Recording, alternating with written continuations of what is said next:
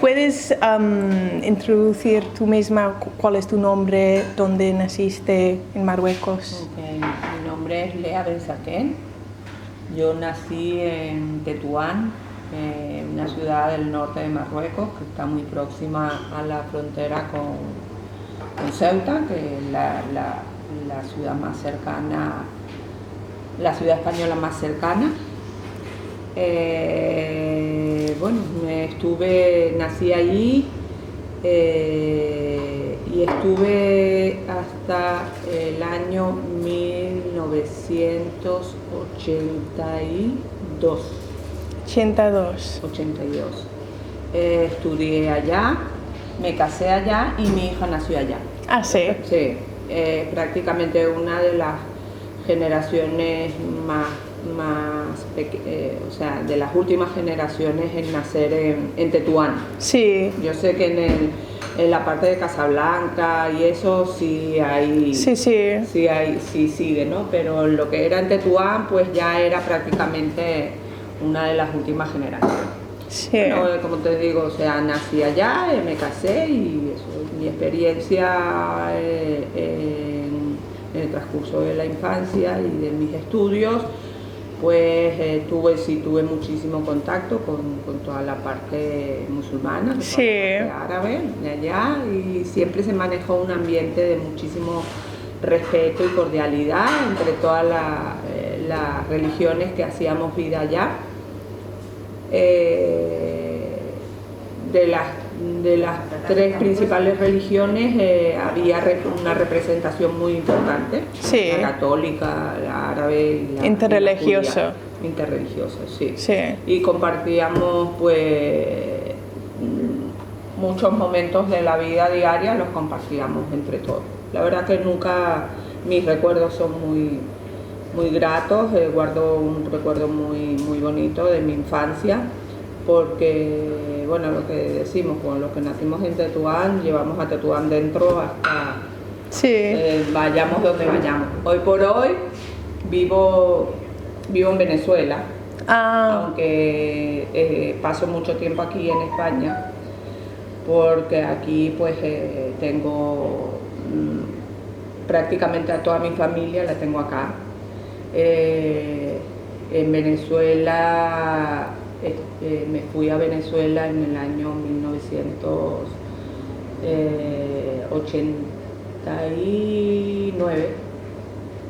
89. Sí. Y bueno, voy y vengo y estoy ahí. No sé de qué manera quieres que desarrollemos lo que es los lazos que me han unido a la parte árabe de Marruecos. No sé de qué manera quieres que lo desarrollemos. Pues primero, ¿sabes cuándo tu familia originalmente vino a Marruecos? ¿Fue de España originalmente, de Sefarad? Sí, de Sefarad. Sí. ¿Sabes en qué parte? Por generaciones y generaciones de mi familia. Tengo una parte que vino de Orán. Sí. Y tengo una parte que vino del protectorado español y de lo que fue, de sus ancestros, de lo que fue la expulsión de los judíos de España. Sí. ¿Y puedes explicar un poco cómo fue la casa de tu familia? ¿Fue en el Judería, por ejemplo? Lo que era la parte de mi familia paterna, sí, ellos nacieron y se criaron en la parte de la Judería. Sí. La Judería, pues había, no sé, en este momento no te sé decir, pero sí sé que lo que era la parte de las sinagogas, habían una cantidad impresionante. Creo que llegaron a haber más de 20 sinagogas en total. ¿En la Judería? En la Judería, sí. Wow. Y mi padre se crió en la Judería y salió de la Judería cuando se casó. Sí. La familia de mi mamá no. La familia de mi mamá hicieron más vida en la parte de lo que le decían el ensanche. El ensanche era la parte, digamos, moderna de la ciudad. Sí. ¿Y tú crecías en qué parte judería? Ensanche. En el Ensanche. Vale, vale. Y yo nací ahí y me creí ahí, era un edificio familiar donde vivía mi abuela y mi abuela materna vivía en la parte de abajo y nosotros vivíamos arriba y teníamos vecinos árabes y católicos. Sí. ¿Y ibais a sinagoga en el judería? Sí, cuando eran las fiestas íbamos a la sinagoga en la judería, que era la sinagoga de mi papá. Y los días de semana, o sea, los Shabbat y los de las semanas que no eran festivos, íbamos a la del Ensanche, que se llamaba la sinagoga nueva, le llamaban. Vale. ¿Y los sinagogos en el judería estuvieron hermosas, como había un estilo específico a Marruecos?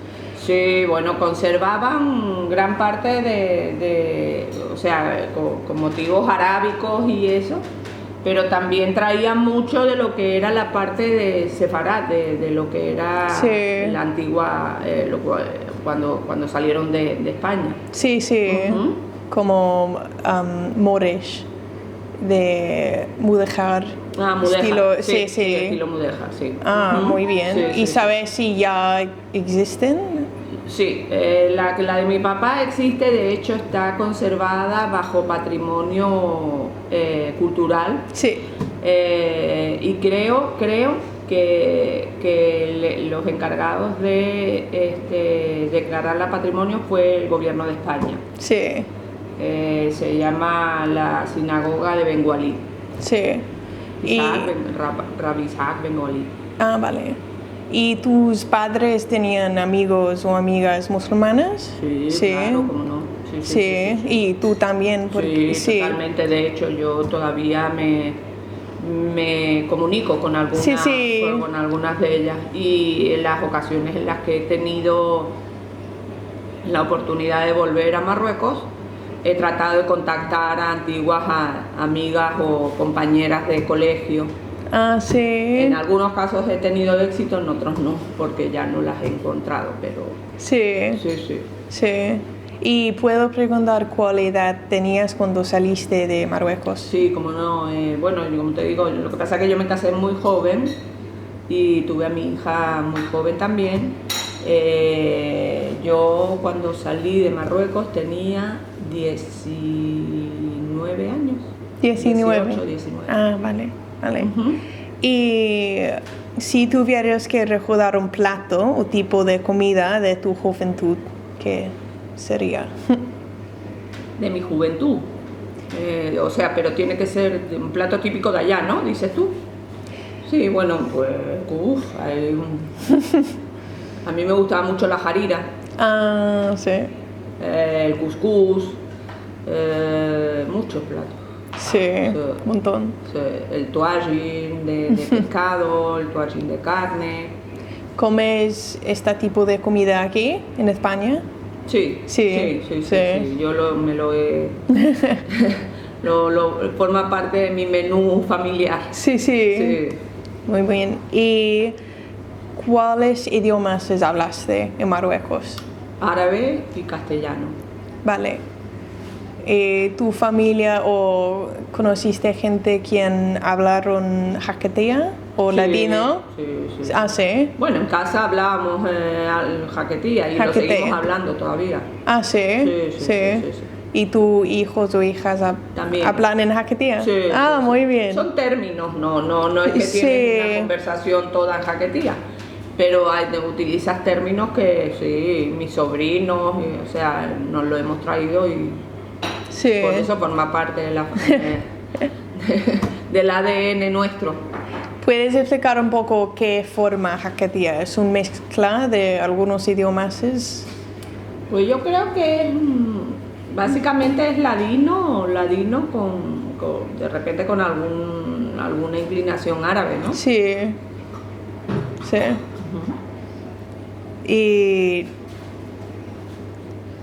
Y en la escuela hablaste árabe. No, yo estaba en una escuela española. Vale. Española. Era laica, pero española. Lo que pasa que ahí, en el día a día, pues nos manejábamos para ir a comprar o para ir a eso, aunque los nativos de Tetuán, por decirlo así, hablaban, su lengua materna era el árabe, pero como se venía de un protectorado español, hay mucha gente, o había mucha gente que hablaba el castellano. Sí. Entonces, indiscutiblemente, en la escuela, como era española, hablábamos español, pero se tenían clases de árabe, se tenían clases también de francés, muy poco. Sí. Y bueno, como te digo, o sea, el árabe lo hablaba más que nada cuando salía o tenía que ir a comprar o tenía que ir a... ¿Y sabes si es el árabe específico a Marruecos? Que se llama Darija, creo que. Tengo entendido que sí, que era específico de Marruecos. Sí. Sí, porque yo he oído hablar de otros países árabes y hay algunas palabras que de repente entiendo, pero hay otras que no. Sí. ¿Y cuando hablas con gente de Marruecos ahora en España, por ejemplo, hablas en árabe o no, en español? Sí. En español, porque la memoria se me ha perdido prácticamente. Se ha perdido, aunque yo antes, o sea, de pequeña yo lo hablaba perfectamente y mantenía una conversación fluida. Después que salir de allá, con el tiempo, como no lo practiqué, se me olvidó, pero por completo.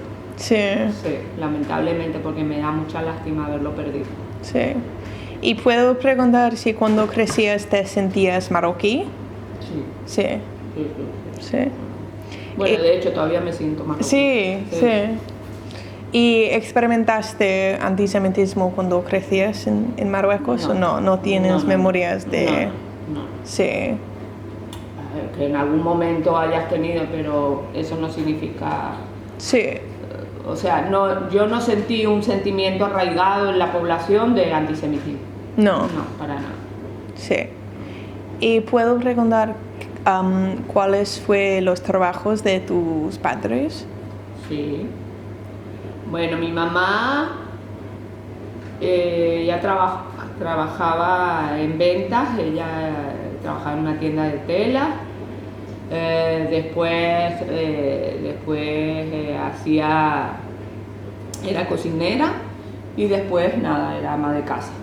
Y mi papá, básicamente todo el tiempo que estuvo ahí, era el encargado del almacén de la electricidad de Tetuán, pues. Ah, vale. Que primero era española y después pasó a ser del gobierno marroquí. Sí, vale.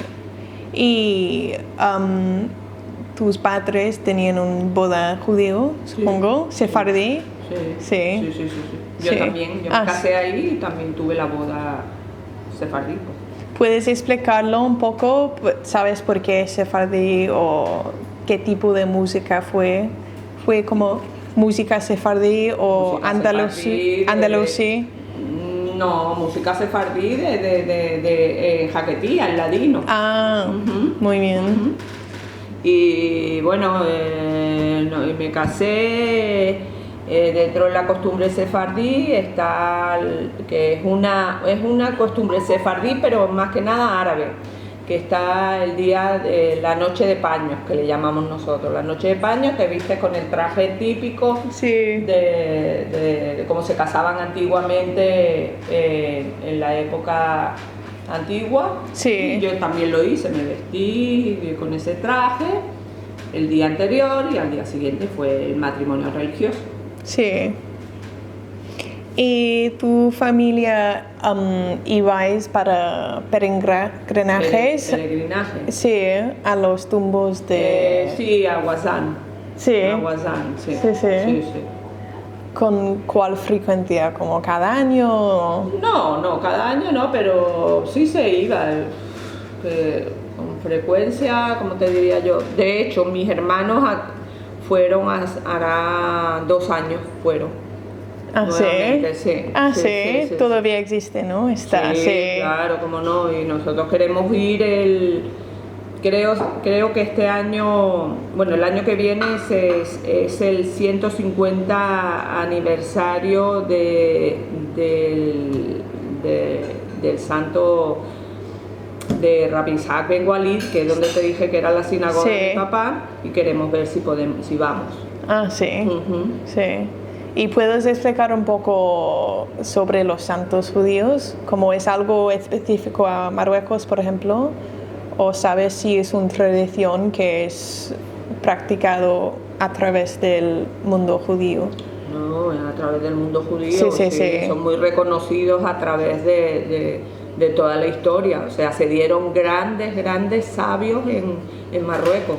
Sí. Grandes sabios. Sí. Sí, hay una cantidad de figuras de la religión judía que fueron marroquíes y fueron acogidas cuando la época de la expulsión de España, fueron acogidas de manera muy favorable por el reino de Marruecos. Sí, Mohamed V. Mohamed V y el padre. Hassan II. No, Hassan II fue el hijo de Mohamed V. Mohamed VI. Sí. Mohamed VI es el que está ahora. Sí. Y nosotros tenemos mucho que agradecerle como judíos al reino de Marruecos. Sí. A todo o sea, al reino alawita. Sí. La verdad que ellos siempre han sido muy consecuentes con los judíos, a pesar de estar en un país árabe que no todo el tiempo era bien visto, ¿no? Sí. Pero nosotros como judíos hemos recibido siempre apoyo incondicional del reino de Marruecos. Sí. Y ahora debajo de Mohamed VI hay como restauraciones de patrimonio judío, aparentemente, ¿no? Con sinagogas, con juderías. ¿Te alegra? Claro que me alegra, sí. Claro que me alegra. Sí. ¿Y tu familia solían celebrar Mimona? Sí. ¿Puedes explicar? Todos los años que era eso. Luego tratamos a medida que nos fuimos yendo, tratamos de hacerlo en los lugares donde estábamos, pero es más complicado porque en Tetuán teníamos una vida prácticamente familiar, donde ir de un lado a otro se hacía a pie, no existía distancias y no había inseguridad.